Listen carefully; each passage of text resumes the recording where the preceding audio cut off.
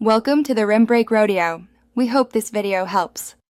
You start by opening the document and selecting the text you want to change. This targets only the area you intend to modify.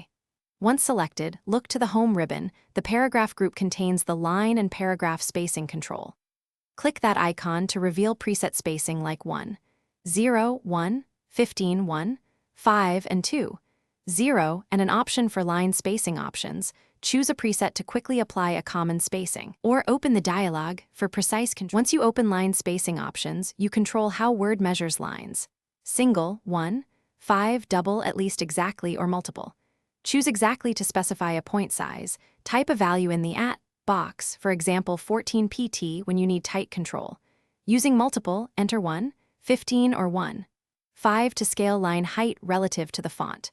Make sure to check before and after paragraph spacing to avoid unintended gaps when mixing styles.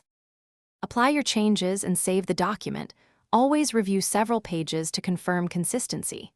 If you need the same spacing across headings and body, update the style, right-click a style, choose Modify, then Format Paragraph to set spacing globally.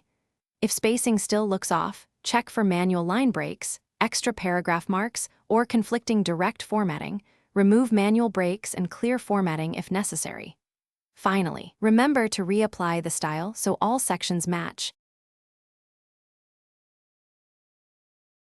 Thanks for watching. Consider subscribing if we helped you.